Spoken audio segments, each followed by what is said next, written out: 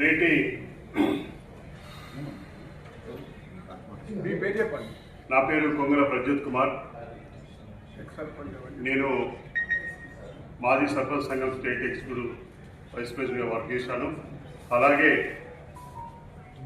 Madiga lawyer federation సంక్షేమ సంఘానికి state లెవెల్లో ఓటు ప్రజా చైతన్య సంఘంలో జేఏసీకి ప్రాతినిధ్యం వహిస్తున్నాను. తరతరాలుగా భారతదేశానికి స్వతంత్రం వచ్చి 75 సంవత్సరాలు అయినప్పటికీ మనం ఇంకా కూడా బీసీలను అణగదొక్కే విధంగా మనం ప్రయాణం చేస్తున్నాము. ఆ బాటలో మనకు ఆర్ కృష్ణయ్య గారు ఒక మహోన్నత బీసీల యొక్క మహోన్నతమైనటువంటి సామాజిక పరివర్తకుడు.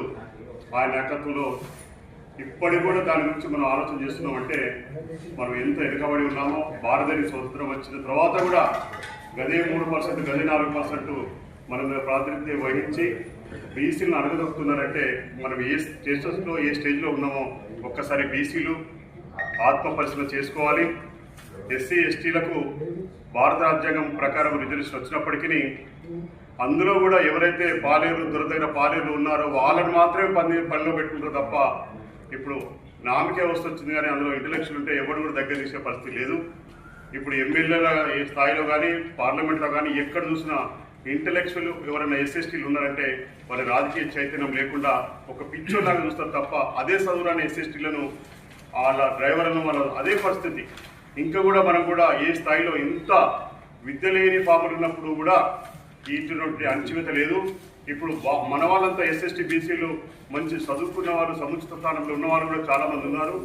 ఆర్థికంగా రాజకీయంగా మనం ఎంత వెనుకబడి ఉన్నామనేది కాదు కానీ రాజకీయంగానే మనం అంతా ఆలోచన చేసి ఆర్ కృష్ణయ్య గారి నాయకత్వంలో మనం అంతా ముందుకెళ్ళి రాజ్యాధికారం వైపు వెళ్ళాలి. ఇప్పుడు 14 నెక్స్ట్ జరిగే 14th మా మాదిగ లాయర్స్ ఫెడరేషన్ తరఫున మా సంపూర్ణ మద్దతు ఇస్తాము.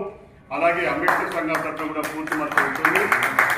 40% ఖచ్చితంగా అమలు చేయాల్సిన బాధ్యత ప్రభుత్వంపై ఉంది. ఒకవేళ ఆ విధానంలో పరిగెత్తకుంటే ఎస్సీ ఎస్టీలంతా ఏకమైనాడు మిమ్మల్నే పాతను తొక్కే రోజులు వస్తాయని మీరు మర్చిపోవద్దని కోరుకుంటూ ఈ అవకాశం ఇచ్చినటువంటి